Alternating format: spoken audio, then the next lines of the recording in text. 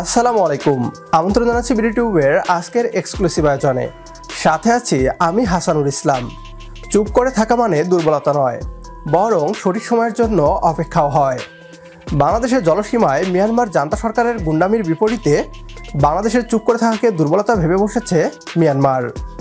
মিয়ানমারের মতো একটা যুদ্ধবিধ্বস্ত ভিখারি দেশ বাংলাদেশের অখণ্ডতা এবং সার্বভৌমত্বকে চ্যালেঞ্জ করছে। এই অবস্থায় বাংলাদেশের সামরিক বাহিনী চুপ করে বসে থাকবে তা হতে পারে না। এবার মিয়ানমার জান্তা বাহিনীর গুন্ডামির জবাব দিতে মাঠে বাংলাদেশের সেনা, নৌ এবং বিমান বাহিনী। ঘাটতেরা মিয়ানমারের ঘাটটা মটকে দিবে বাংলাদেশ সেনাবাহিনী। মিয়ানমারকে সরাসরি হুমকি, বেশিবার বাড়লে পুঁতে রেখে দিবে বাংলাদেশ।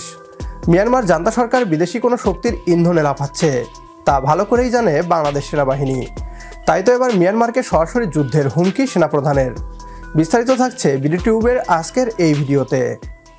বাংলাদেশ সবসময় চেয়েছে যুদ্ধকে এড়িয়ে যেতে, তবে বর্তমান বিশ্ব বাংলাদেশকে শান্তিতে এবং স্থির থাকতে দিতে চাইছে না। ইউরোপে যুদ্ধ চলমান, আফ্রিকা এবং মধ্যপ্রাচ্যে চলছে গৃহযুদ্ধ, এশিয়ায় মিয়ানমারেও চলছে অভ্যন্তরীণ সংঘাত।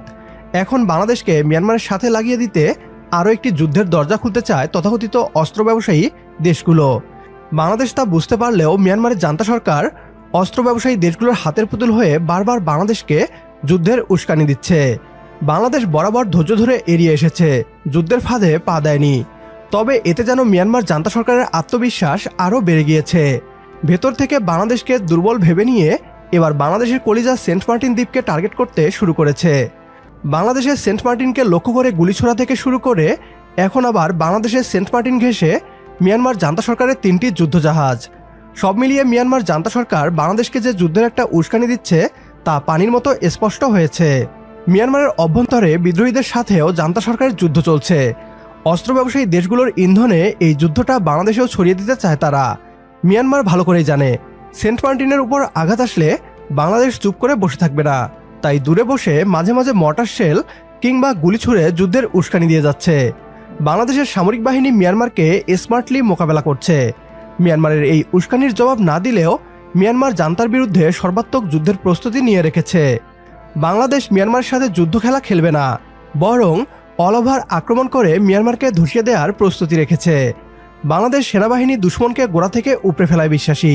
বাংলাদেশের সামরিক বাহিনী ভালো করেই জানে নরবরে মিয়ানমার জান্তা সরকারকে একটু ধাক্কা দিলেই ভেঙে পড়বে।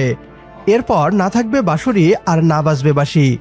বাংলাদেশ ও মিয়ানমার সীমান্তে উত্তেজনা নিয়ে সেনাবাহিনী প্রধান এস.এম. শফিউদ্দিন আহমেদ বলেছেন, আমাদের দেশে যদি বহিঃশত্রু আক্রমণ করে তাহলে আমরা প্রতিহত করব। আমরা সেনাবাহিনী প্রস্তুত আছি। এর চেয়ে লেভেল অন্যদিকে গেলে সমুচিত ব্যবস্থা আমরা নেব। চুপ করে আছে বাংলাদেশ মানে কিছুই করবে না এমনটা নয়। বাংলাদেশ সেনাবাহিনী ধরলে রাজধানী নেপেডুও ভেঙে পড়বে। সামান্য বিদ্রোহীদের হাতেই মিয়ানমারের 70% ভূমি হারিয়েছে মিয়ানমার জান্তা সরকার। বাংলাদেশ যদি আক্রমণ করে তাহলে বাকি 30% বাঁচাতে পারবে না তারা। বাংলাদেশকে দুর্বল ভেবে অস্ত্র ব্যবসায়ীদের ইন্ধনে বাংলাদেশের সেন্ট মার্টিনকে টার্গেট করে যে নিজের পায়ে কুড়াল মেরেছে জান্তা সরকার, তা মিয়ানমারের অংশাংশসূচির দল ঠিকই বুঝতে পারছে। সেন্ট মার্টিন বাংলাদেশের অংশ ছিল, আছে এবং ভবিষ্যতেও থাকবে।